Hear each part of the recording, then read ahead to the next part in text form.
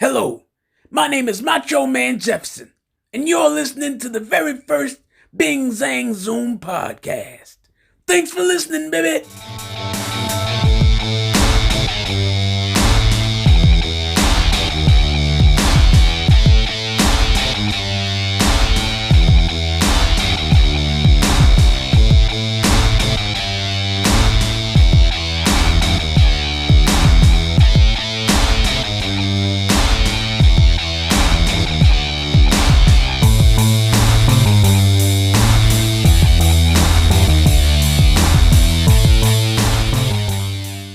Hello, you're here with T. And Matthew. And we are the Bing Zang Zoom podcast. So first off, I'll go ahead and let you tell a little bit about yourself. Okay. Well, my name is Matthew. I am a professional actor during my not podcast recording times. Right. And, being a professional actor, there's such a wide variety of things that you do because there's, background to lead parts, there's day players, there's this and that. So, my week always looks different every week. There's no consistency. There's no, I play this on this show right now. It's always just whatever job I can get. Some of my interests include martial arts. I love. Same here. Yes, yeah. I'm sure we'll have some episodes about that. Part of why we clicked. Yeah. Physical fitness. I'm training with this guy over here. Another aspect. Yeah, and I like anime, comic books, superheroes, video games, all the normal fun stuff, and I'm sure we'll talk more about those later on. What about you? Yes, absolutely. Well, basically, you just told the people who I am and what I do minus the acting part. So yeah, I'm a physical fitness trainer. I am a lifelong Marvel fan, but on the DC side of things, I do like Batman, so that will probably be a topic later on down the line, Batman versus Superman and the ins and outs with that. Love MMA. I do jiu-jitsu myself, and that's pretty much me. I'm a father of two. I'm colored. Things like that. All right, we'll get into it. So one of the topics of the day I want to talk about is this. How do you say the guy's name? Jerry? Is it Jerry or Gerald? Ricky Gervais. Okay, so it has none of those were correct. No, not even close. Not even close. But you tried, and that's what's important. There you go. Exactly. That's it. Yeah, Ricky Gervais. He, and right now we have, war on the line. We have, people politically are so variety. There's such variety in people's opinions right now that Ricky Gervais is just such a breath of fresh air. Right. And all of this. Now, I'm not as caught up to speed as on what he was saying. So what was it that he said that got him in hot water or got him imploded or what have you? So both is what happened. He plotted and hot water. That's usually when it's best. Yeah, so a few days ago, I think 2 days ago now, if my memory is correct, was the Golden Globes. And this was Ricky Gervais's fifth time hosting. And for those of you who don't know who he is, he was the creator of The Office. He was the equivalent of Michael Scott in the British version. But you like The Office, right? Yes, I do. The Office, man, that's my show, man. I know the song, ding, ding, ding, ding, ding, ding. I'm with it. I don't think the British version had that song, but, then forget him. Forget it, then. I'm done. I'm walking out of here. That's it. Done, son. But yeah, so this was his fifth time hosting the Golden Globes. And the Golden Globes, are a great award show for film. Right. As somebody who works in film, it's always inspiring to see the Golden Globes and the Oscars. And especially if you have something that you worked on that was nominated, which I think only one thing I worked on this year was nominated, which was still cool. Fair enough. At least there was one thing. Yeah, at least there was a nomination. I didn't get nominated for anything I worked on this year. Well, I didn't get nominated for anything. Okay. All right. The movie did. Yeah. But so this was his fifth time hosting, and allegedly it's his last time. And because of this, he had a little bit more free reign to do what he wanted. And he just ripped into everybody possible and every way that he could. One of the first things that he did when he got up there is he said, this is a self-congratulatory thing. I can't say that word right now. He's like, get up here, accept your little award, get off stage. We don't need to hear about your politics. He says, if we start hearing about your politics, we're going to start playing the music because nobody gives a crap. And of course, for a lot of these Hollywood people who stand by their political views loudly, that was a big thing. But it was not only that they couldn't talk about politics, or that he was slamming them for talking about politics, but then he also was pointing out, he said, none of you guys at any time recently have had a real job. He said, you're all talking about how millionaires are destroying this country and everything. Yeah. You all are the millionaires. Right. Oh, snap. He said, so you don't have any room to talk. He said, so when you get up here, don't do it. He even went on about this. He's like, Apple started a streaming service. Right. He says there's a few things nominated by Apple this year. And he said, think about what they do over in the Middle East and in China and all their sweat factories. He says, if ISIS had a streaming service, you all would be calling your agents just to get work. Now, this was just during the opening monologue, though. And this was recently, too? This was like 2 days ago. After they killed the... oh, my God. After the drone strike. Yeah. I mean, that wasn't ISIS, but, still Middle East. But he's referencing ISIS after a big event like this, and ISIS is a sensitive topic. However, all sensitivity aside, yeah, that guy's back in my good favor. I don't care about the Office song right now. That's. Well, part of the interesting thing is that just talking about that part of the monologue, right? Is actors, any kind of artist really, what you're doing is you're saying, this is how I feel about this. Right. Yeah. When you put out a piece of art, actors are not the writers though, so they're interpreting somebody else's art. Right. Now films, writing, books, whatever, they can have a political stance or they can not have a political stance. And if you think about it though, how many people do you know that are regurgitating other people's thoughts? Like they're not even having their own thoughts. They're just regurgitating somebody else's thoughts that they were told. It's not even their own. I feel like people do that so often nowadays that they don't have a sense of self. They don't have a thought that is their own. And that can be detrimental in so many ways. Like, if even when it comes to the things that they want to achieve, it's like somebody else told you that. Somebody else told you to go play football. Somebody else told you. And then when you get in there, you're like, you know what? I wanted to do real estate. I didn't. I just wanted to sell houses. Well, no, that's definitely true, and that's the thing about a lot of these, political movies and stuff is you're trying to sway somebody over to your opinion. Right. You're trying to say, this is how I feel about it, and I want you to feel the same way. And so that's where subtlety, that's where building relationship with the characters come in. If you just blatantly put into your product, this, and if you don't agree with this, you're wrong. Right. All that's going to do is just make the people who already agree with you go, yes, and make the people who don't, it's further division. So in that, I do understand. I also agree with being able to have the ability to do that and have artistic expression. However, I fully understand what you mean. Like if you're taking something, especially something that's historical, you take a historical event and then you try to sway it to make it seem like this, when history says the opposite, or regardless. If it is an opinionated piece, you're taking the history out of it. And a lot of times it is because people want to see happy endings in movies. People want to go to movies and they want to see, or you want to feel good. It's not the truth. Yeah. It's never like, that movie was great. Some people went and they saw Titanic and they were like, it was a beautiful love story.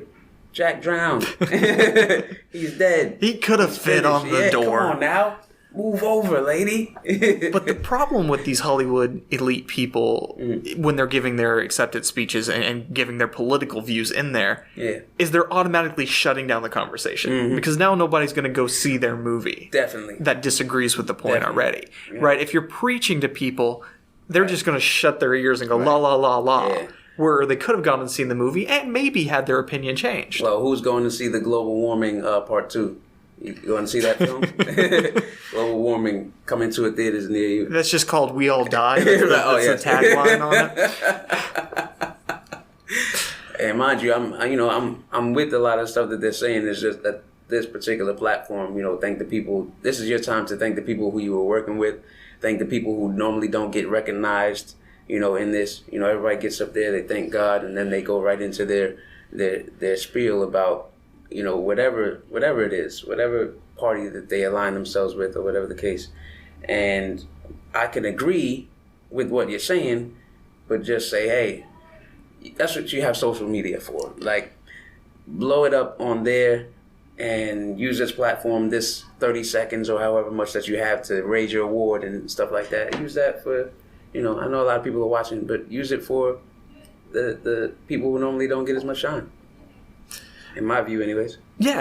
I mean, there's tons of people they could be thinking. And as in somebody who's in the public view, like these actors are, you definitely have a platform to use for good where you can, make a difference and whatnot. But they could also do that with their money. They could also do that with their art. They don't have to just get on, like you said, Twitter or whatever and just say, hey, if you disagree with this, you're wrong. Right, yeah. It doesn't have to be, the point should be bringing people together to begin with. Right. And so, we need to sit down and have these conversations, have conversations with people that we might not necessarily agree with, instead of standing up in the room in front of people that we disagree with and saying, hey, Reginald, I disagree. I love that episode. Yeah. Shout out to Family Guy. Family Guy. Yes. It's classic. I mean, and the thing is, I'm not going to say where I, fall politically. Right, yeah. But I will say right now, the loudest voices are the ones that are on the opposite ends. The very far right and the very far left are the voices. But because so many people... cancel culture is so big right now. It's like if you say something wrong, you're done. There's no correction. It's just, that's it. Right. So I wonder if a lot of these people that are giving these speeches actually agree with what they're saying politically, or they're just doing this to try to get good favor. Right. Which that's something else to consider. Yeah. And if they do agree with what they're saying, well, good for them, I guess, for standing up for what they believe. But again, is that the right platform to do so? I don't really think so. Yeah, well, I mean... And look at I'm gonna forever slaughter his name, but I'm just gonna call him Ricky. Okay. All right, look at brother Ricky. Okay, he stood up. This is his last time by choice, or was he forced to not? I believe it's by choice, but honestly I don't know. Okay, so assuming that it's by choice, he goes up there and says, "Hey, this is my last time. Let me just let these people know what I think about them." Y'all are the millionaires. Y'all are the issue. Y'all are, you foster the problem. And so, but yet you reap the benefits from there being that problem. So it's kind of like, let's say I'm complaining about all the trash that there is. There's so much trash on the streets. Goodness gracious. But at the same time, I'm the sanitation worker. I'm the one that's getting paid off of picking the trash up. Right. So I'm complaining about the trash, but I'm also making the trash so I can get paid for picking it up. Yeah, for sure. That's what it seems like is going on a lot of times with the people who are they're voicing their opinion so loudly for everybody to hear, but at the same time, behind the scenes, when you watch their movies, they're working for Apple. Right? Yeah, exactly. They're doing nothing to help. And another thing that he brought up is Harvey Weinstein, which is obviously a very hot topic subject. Two-Face. Jeez. Which that name does line up too, Harvey and Harvey. But he brought up he was talking about the movie Lady Bird, on Netflix. Have you seen that one? No, I haven't. So it's kind of like A Quiet Place, except it's with visuals instead of hearing. So they have to wear these bandanas over their eyes so they can't see the monster, because if the monster sees them, it'll attack them. I haven't seen it either, so this is just my understanding of it. And so he said, he was talking about that one. He said, people have to pretend that they can't see the monster to go about their daily lives. Kind of like working with Harvey Weinstein. And then when people started to boo him, oh my goodness, he goes, I never worked with him, but how many people in this room have thanked him in their accepted speeches years past? Yep. Makes perfect sense. Look at that. I saw Harvey Weinstein on the TV yesterday, and he in the past, not so far, he was like walking upright. He was the man. You know, he looked like he is who he is. He has this money, and you know, he's got women coming up to him, probably doing favors for parts and stuff like that. However, just yesterday, I see him, and he's walking with a cane. He had to be assisted out of the car. I'm like, how much sympathy are we really trying to exude from the public, bro? Yeah, I mean, and that's 9 chances out of 10. That's what he's doing, is just trying to get sympathy. But you know, I mean, maybe in wherever he's being stored, people are kicking his ass. Right? Maybe it didn't break his back. Stress can do a lot of, you know, getting caught and doing the horrible things he was doing. You know, stress can destroy your body, man. Hey, well, you know what'll help him out though? He can give himself one of those Quaaludes that he was given and knock himself right out. He'll be able to sleep tight. Somebody should knock him out. Right. Yeah. So, on the topic of Hollywood, who would you say the greatest actor is of all time, bar none? Their portfolio of work makes them stand out over the rest. I mean, that's a hard thing to say, because that's like saying, what's the best fruit for you? You know what I mean? Like there's a lot of good fruits for you. I mean, Anthony Hopkins has done had an amazing career. Berries, by the way. Berries. Berries. Well, what kind of berries? Blueberries, raspberries? There you go.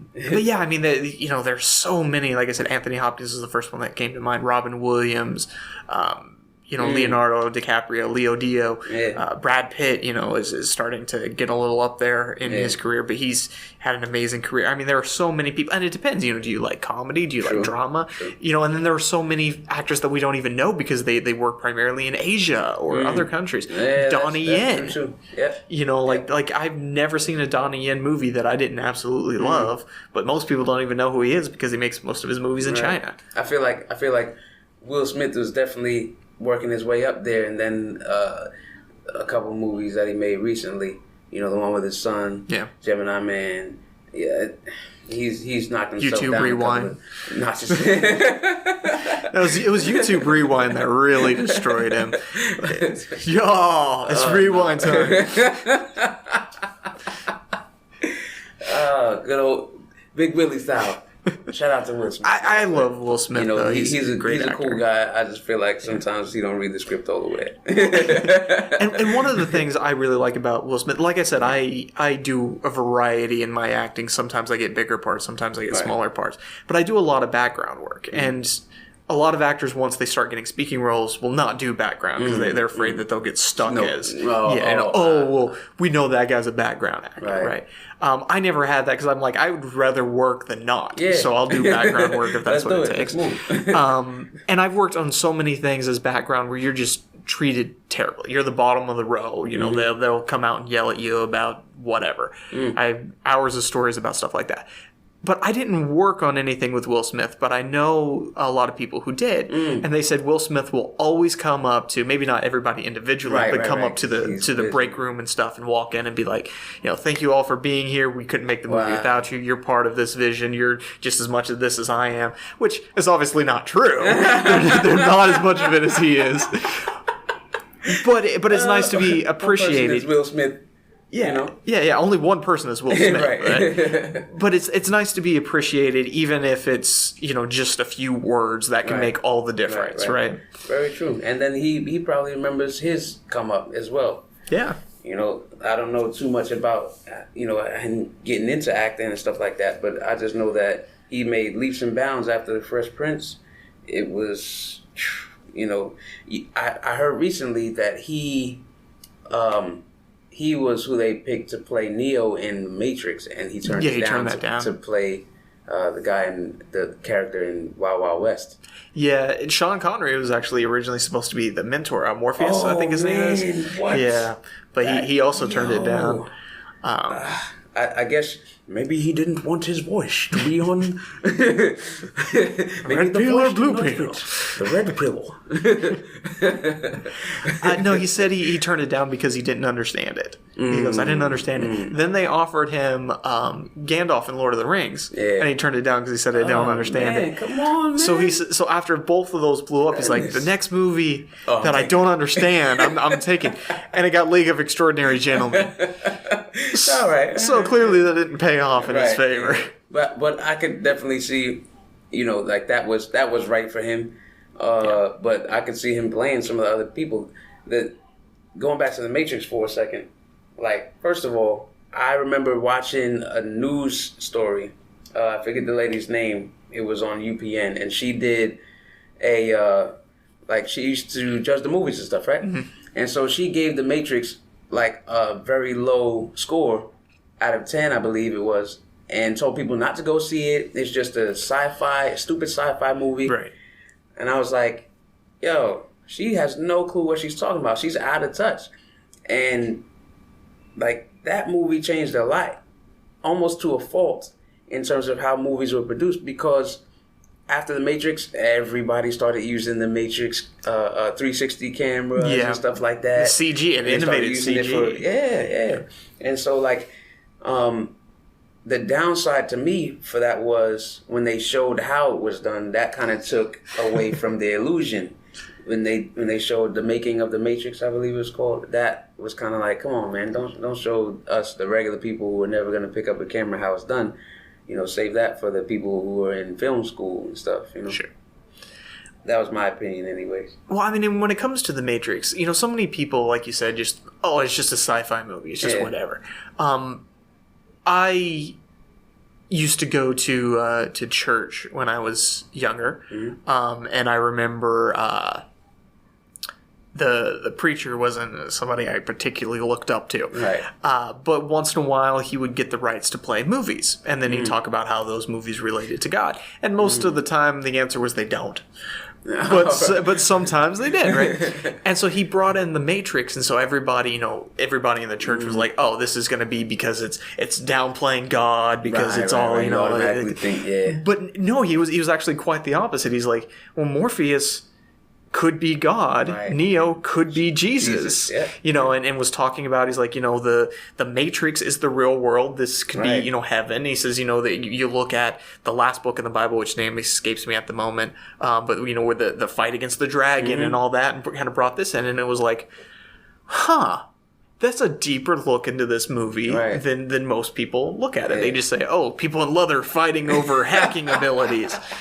Hey, Trinity was bad, man. I just remember going to see that and seeing Trinity, and I said, well, listen here, okay? If that's how Trinity looks, I'm going to go ahead and play Neo in the next installment. But apparently Keanu got the part. He took it from me. But they're doing Matrix 4 now. I don't know how... Is Trinity going to be in? I would imagine so. I don't know how they're going to reboot it again, or if it is a reboot or a continuation. I don't know. Right. But, well, hey, if y'all need somebody to play... Neo for this next one, don't cast me because I'm married. I got you, babe. Anyway, she was on Jessica Jones. Oh yeah, on Marvel. Right. She played the lawyer. Yeah, and that's another example of an actress who's hardworking, who's really good at what they do, but isn't in the Hollywood elite, if you will. You never see her at award shows and stuff like this, which I guess kind of proves that a lot of it's politics. And not in the way that we were talking about earlier, but a lot of it's like who you go to dinner with, et cetera, et cetera. See, going back to the Matrix for a second, it feels like that, like all the metaphors that were used in that movie could be used for a whole bunch of different things, like the Bible, for example, and just in terms of being in the Matrix. If somebody is going through something and they tell you, hey, I'm going through this is my reality and whatnot, and then you're like, well, I live in the Matrix, so I'm good.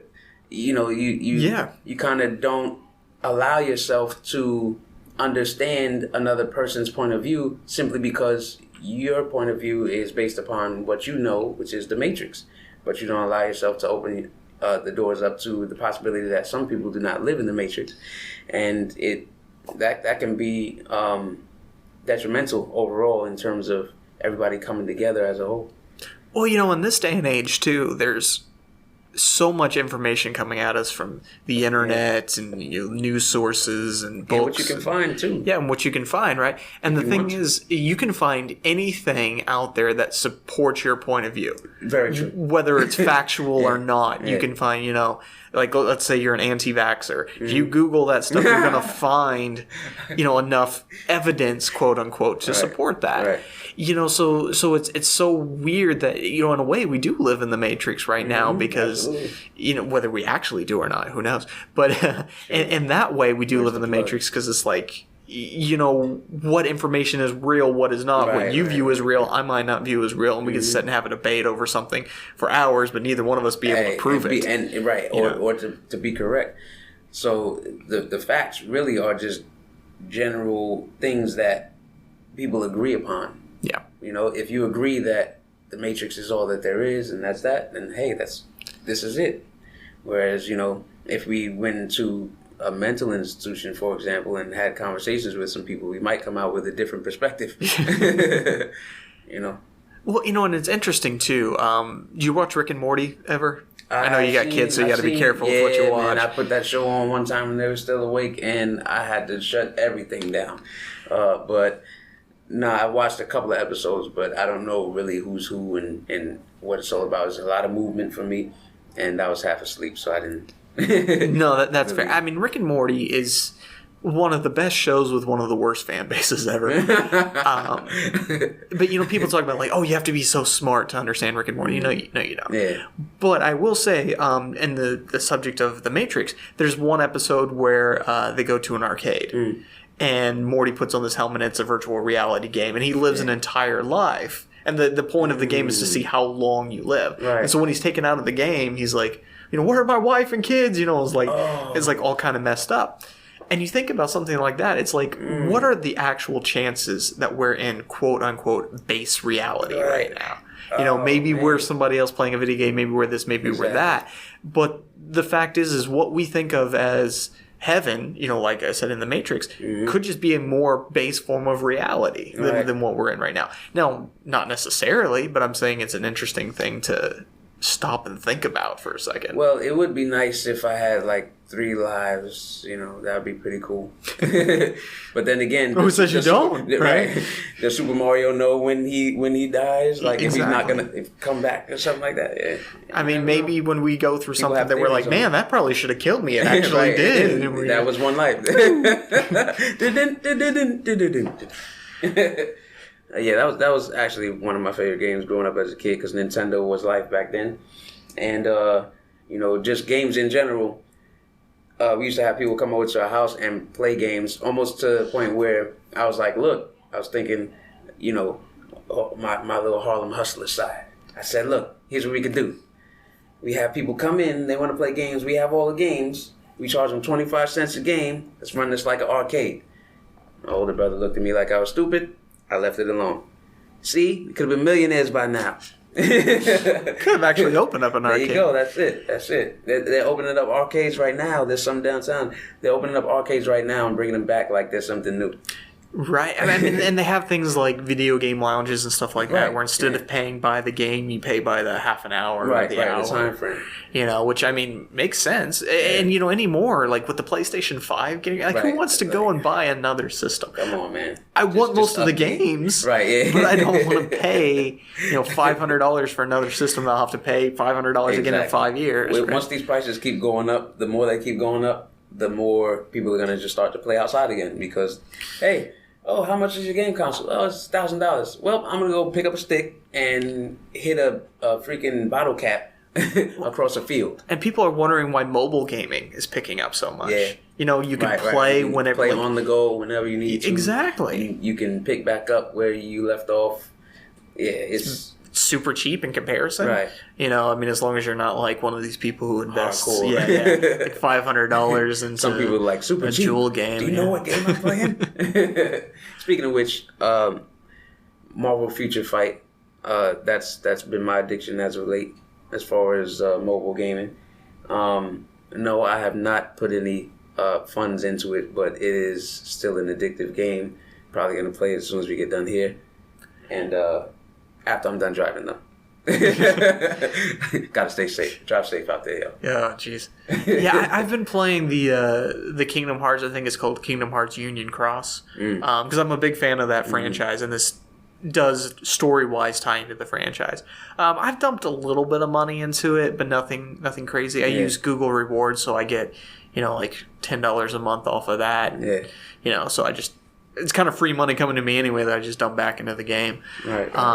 And once in a great moon, if there's like a reward that you can only get from spending $5 and like it'll really like help me to get to the next level of the game, I will. But maybe over like the 3 years I've been playing it, I've spent like $50. Oh, that's not bad. $50. What? Yeah. Look, I try to get the most out of things. So if I can spend $50.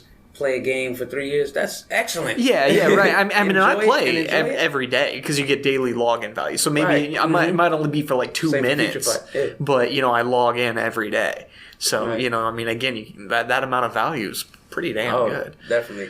I mean, you can go and spend $50 on something that'll last you 2 minutes. Yeah, which I've done with a lot of games. Past life.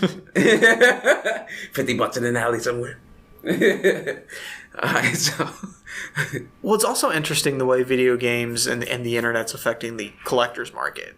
Because, I'm a huge fan of the Final Fantasy franchise, which, I said Kingdom Hearts earlier, so that ties together. Goes together, yeah. But Final Fantasy VII, when I was getting into Final Fantasy, you could find a copy of that for $10 or $15 used. No big deal. And then the collector market really shot up. And it started going for $500, $600, $700, $800, for a copy of that game. Goodness. Then now we have digital copies, so you just go to a PlayStation store and download a digital copy for $4. So nobody cares about having the original one anymore. So it's funny how the collector's market is being affected by the internet. Books too, comic books. Used to the only way you can read Action Comics issue 1 is if you had $1 million to buy a copy. Right. Now you can read it online, but the original one still has the collector's value, but it differentiates, right? Yeah. It's probably dropped a little bit because of that. Just like Funko Land, it's what GameStop was before. It was before GameStop. I think it was software, etc. And then somewhere down the line, it was Funko Land. So that's what I remembered it as.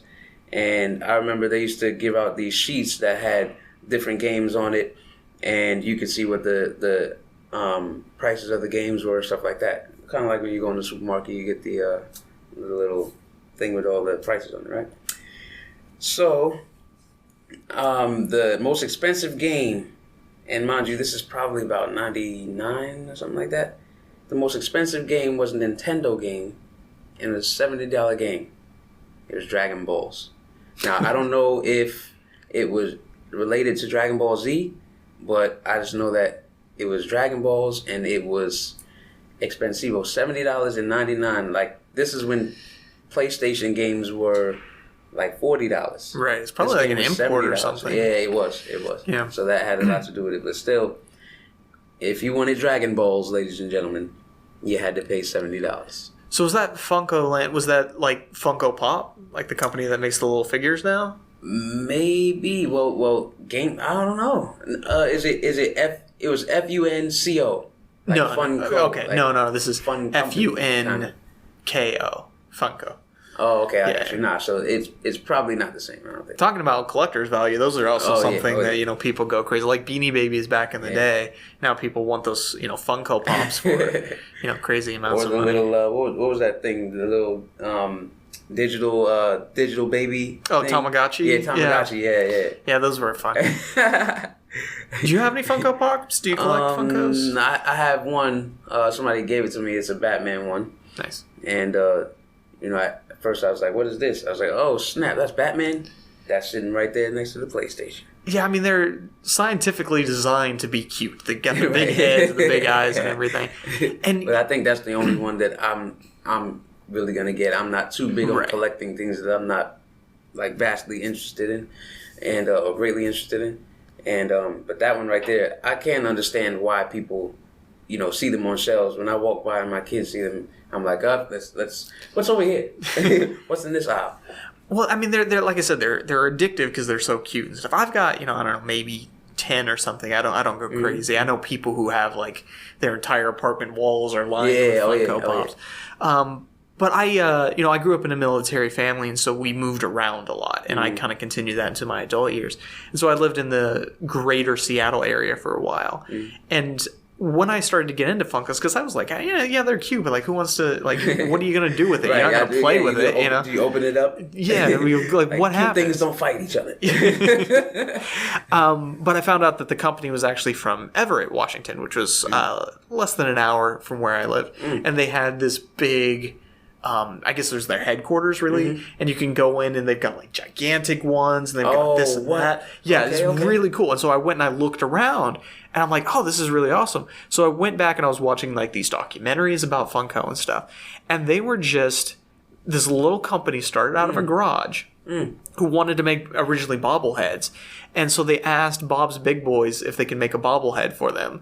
And they said yes, and the company kept growing. Yeah. Now they're this multi-million-dollar company. Wow, but they literally started off with nothing. They just had an idea and wanted to do it. And while you hear that story a lot, is it ever really true? But in this case, it is. Wow, that is crazy. Like they say Apple started out of a garage, but, Steve Jobs was also technically a genius and like all this other stuff. Yeah. These were just regular people who just had a passion for what they wanted to do and somehow got the license to the Ghostbusters and DC Comics and you can be a genius in your garage, and it's crazy for the fact that there's people who have, such talent and they're geniuses and, they're musicians and, all it takes is one person to tell them no and they're like, oh, don't do that. Oh, for whatever reason. I remember, not for nothing, like people used to say things like before Eminem came out, people used to say, oh, well, you know what? That person's too light-skinned to be a rapper. Yeah. So imagine, Eminem came out, smashed it. Everybody's bopping to his songs. What was that again? What were you saying about being too light? That doesn't matter. Like, people have their own perception in their head until somebody changes that perception by getting out of the garage, by showing them a different light, by taking them out of the matrix for a second. Hey, let me bring you over here to 8 Mile and let me show you what the things are that I've been through and what I've done. And then that resonated with them, and then they were able to see how good this guy really is. At first, to be honest with you, when I first heard Eminem, I first heard Slim Shady first. Right. And I was listening, I was like, oh man, this dude is crazy. So I'm thinking of this guy, because I had never seen him before. I'm thinking like, okay, this is like a tall, really skinny black dude with like Snoop Dogg. Right. I saw Eminem, I was like, what? Oh snap! Let's go. Well, and you got to think about too. It's like, as great as a rapper as he was, how many other ones were maybe better but didn't get that same but chance. they didn't get the exactly. That's right. And same thing with like the reverse, like a lot of African American actors and stuff who what may have been the next Denzel Washington before Denzel Washington, but didn't get the opportunities back then. Yeah, you had one standout in Sidney Poitier. Yeah. And it's like, you look at his resume and it's ridiculous. Like, he's actually, we're talking about in terms of greatest actors, if we were to go back further, maybe in that time period, then he could be up there with his body of work. He's done very good stuff. Yeah, like, definitely. My only gripe with some of the movies at the time is that it was, it might run on too long. More than what my attention span would allow. But if you have the time frame, go back and check out some Sidney Poitier movies. Well, it's interesting too, though, because you do have movies back then that were longer, obviously. Like your Gone's with the Wind and Citizen Kane's and whatnot. But most of those movies, exactly. but most of those movies back then were actually shorter than movies are nowadays. It's just they didn't have as much music, they didn't have as much stuff going on. Lack of color, obviously. There wasn't as much, for lack of better terms, flashy stuff to hold your attention. There's more filler to keep you entertained now than there was before. Before it was just filler was music, and then you might see a painting that you know is a painting, but it looks like clouds or something like that, and it's being moved, you know. But honestly, I like the realness of certain movies. For example, Ninja Turtles with the CGI, cool, but the Ninja Turtle suits, that was cool to watch, and I know that the actors that were in those suits were dying of heat, like exhaustion. But you know, I like that feel. I think that there should be a combination of the two as opposed to more one over the other. Well, you know, that's what Jurassic Park did. And then that's why, like, even nowadays we go back and look at that movie and it still looks incredible. Is because what they would do is they would switch between what they call practical effects, puppets and stuff like that, to CG. So that way your eyes would never adjust to it. Right. In actuality, the CG wasn't any better than it is now, or wasn't even any better than the other films that were out at that time. When you look at Mortal Kombat and stuff, those horrible, right? Power Rangers 1995, terrible. But why did Jurassic Park look so much better? It wasn't any better CG, really. It was just that your eyes would never adjust to it. Right? It was seamless between the practical effects and that. But, you know, talking about people in these outfits, you know, a lot of times it is safety concerns and stuff. But, you know, a lot of times actors just, they don't feel like they're performing unless you can see their face. That's true. But I know this guy, his name is Derek Mers, I believe is how you pronounce his last name, although it might be Murmurs, but I think it's Mers. Okay. And he's an incredible actor, like one of the best I've gotten to work with. And I've worked with him a few times, but what he's probably most well known for is being Jason in the Friday the 13th newest movies. And he played Swamp Thing in Swamp Thing, and I had a small featured part in Swamp Thing that didn't end up making it into the final cut. But in that suit, you know, it took several hours for him to get into makeup and everything. And Derek is already, I think he's like almost 7 feet tall. Man. And not just 7 feet tall and lanky, he's already a huge guy. Yeah. And so you put all that stuff on top of him. It's somebody I'd worked with before. I was so, like, taken aback. Like, I had a hard time talking to him because those red eyes just staring at me and stuff. But between every single take, this dude dropped to the ground, and because he was so exhausted, and they'd come and they'd put this, you know, hair dryer thing inside of the suit to cool him down and stuff, and then they'd be like, "You ready to go again?" And he'd struggle to get back up, and they'd be like, "All right, you know, we need to." Everybody take a few minutes. We need to get him back up. It's not like he can just take it off, put it back on. Yeah, exactly. Put it back on. But then the second that they called action, his performance was so spot on, like nothing had ever happened. Then cut, he falls down again. Wow. You know, it's like this guy is just such a professional. And you listen to him talk in interviews. I mean, there's several on YouTube about the cancellation of Swamp Thing. And he never has a negative thing to say about that set or any of the work he did because he's just a grinder. Yeah. You know, he knew that even though his face wasn't seen, that it's the performance that really mattered. And I think that's what you have with a lot of those old-time actors. That does have to be a tough task at times because your face is what conveys the feeling of the scene. And so if you don't have your face, it's like, all right, so how do I flail my arms to make it seem like you know, I'm in pain or I'm afraid. Yeah, but that's interesting. There'll be more interesting stories just like the one you heard, more interesting talks just like the ones that you heard going down the line. Again, this is Bing Zang Zoom, and we're just getting started. Again, I'm T, and I'm here with Matthew. And we'll see you next time. A farewell. Peace.